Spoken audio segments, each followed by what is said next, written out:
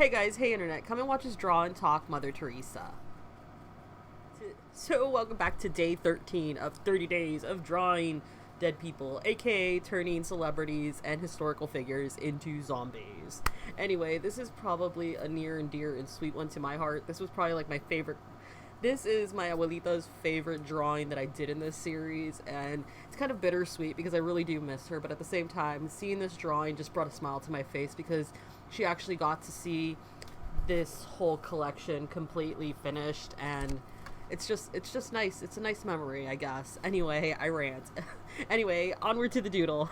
So, Mother Mary Teresa Bohaku, otherwise honored in the Catholic Church as Saint Teresa of Calcutta, was an Albanian Indian Roman Catholic nun and missionary. She was born in Skopje, now the capital of North Macedonia, then part of Kosovo Vilayet of the Ottoman Empire. After living in Skopje for 18 years, she moved to Ireland and then to India, where she lived for most of her life. In 1950, Teresa founded the Missionaries of Charity, a Roman Catholic religious congregation that had over 4,500 nuns and was active in 133 countries in 2012. The congregation manages homes for people who are dying of AIDS and HIV, leprosy, and tuberculosis. It also runs soup kitchens, dispensaries, mobile clinics, children and family counseling programs, as well as orphanages and schools. Members take vows of chastity, poverty, and obedience, and also profess a fourth vow, to give wholehearted free service to the poorest of the poor. Teresa received a number of honors, including the 1962 Ramon Magsaysay Peace Prize and the 1979 Nobel Peace Prize. She was canonized on September 4th of 2016, and the anniversary of her death, September 5th, is her feast day. A controversial figure during her life and after her death, Teresa was admired by many for her charitable works. She was praised and criticized on various accounts, such as for her views on abortion and contraception, and was criticized for her poor conditions in her houses for the dying. Her authorized biography was written by Naveen Chawla and published in 1992, and she has also been the subject of films and other books. On September 6, 2017, Teresa and St. Francis Xavier were named co-patrons of the Roman Catholic Archdiocese of Calcutta. Teresa had a heart attack in Rome in 1983 while she was visiting Pope John Paul II. Following the second heart attack, in 1989, she received an artificial pacemaker. In 1991, after a bout of pneumonia in Mexico, she had additional heart problems.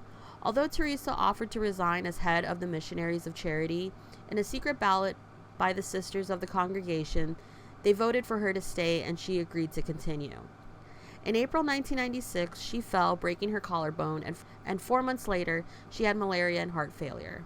Although Teresa had heart surgery, her health was clearly declining. According to the Archbishop of Calcutta, Henry Sebastian de Sousa, he ordered a priest to perform an exorcism with her permission when she was first hospitalized for cardiac problems because he thought she might be under attack by the devil.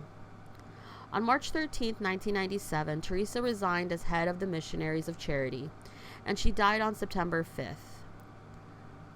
At the time of her death, the Missionaries of Charity had over 4,000 sisters and associated brotherhood of 300 members operating in 610 missions in 123 countries. These included hospices, homes for people with HIV and AIDS, leprosy, and tuberculosis, along with soup kitchens, children and family counseling services, orphanages, and schools. The Missionaries of Charity were also aided by co-workers numbering over 1 million by the 1990s.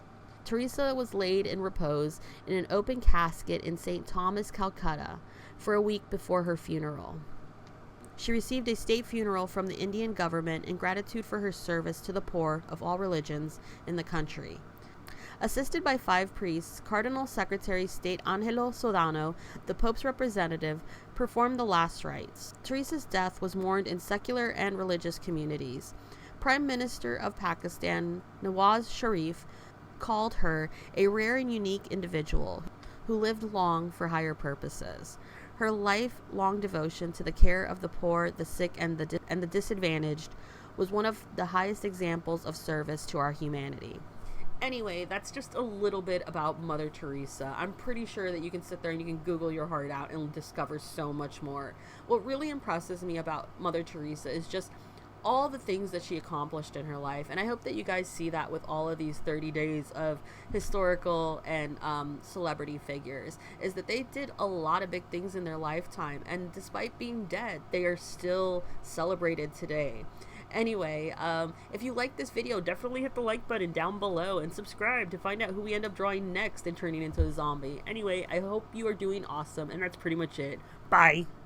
Whatever it is that you believe you're seeing, it's not real. Seeing things before they happen. Things are not always what they seem in this place. So you can't take anything for granted.